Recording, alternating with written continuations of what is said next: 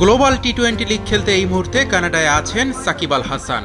মঙ্গলবার বাংলা টাইগার্স ও টরন্টো ন্যাশনালসের খেলা শেষে গ্যালারিতে অটোগ্রাফ দেওয়ার সময় দর্শকদের তোপের মুখে পড়েন সাকিব।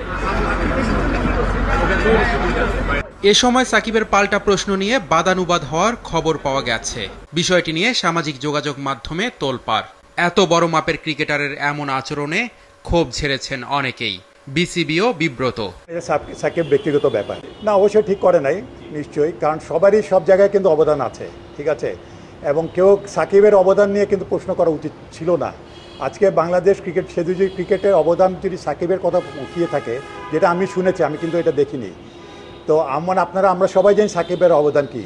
5-স্টার রেটিং প্রাপ্ত বিএলডিসি টেকনোলজির Walton super saver ceiling fan 65% পর্যন্ত বিদ্যুৎ বিল সাশ্রয় করে আপনাকে রাখে প্রশান্তিতে।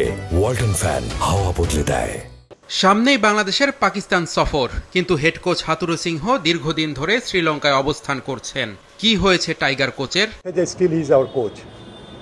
কোচ চেঞ্জ হওয়া না হওয়া এটা বোর্ডের থেকে সিদ্ধান্ত হয়, তো এই ধরনের এখন কোনো ওরকম কোনো সিদ্ধান্ত হয় নাই। আমেরিকার ভিসা ইস্যু ছিল, ভিসাটা তার একটু দেরি হয়েছে। ডেফিনেটলি আমরাও এক্সপেক্ট করছিলাম অ্যাটলিস্ট 19 তারিখ না আসলে 25-26 তারিখে এক্সপেক্ট করছিলাম, বাট তার এই ভিসা ইস্যুর কারণে he is arriving on second. এর মধ্যে আরেকটা সমস্যা হয়েছে, তার একটা ফ্যামিলি প্রবলেম হয়েছিল। পাকিস্তানের সাথে 2 ম্যাচের টেস্ট সিরিজের জন্য কিছুদিনের মধ্যে দল ঘোষণা করবে বাংলাদেশ ক্রিকেট বোর্ড।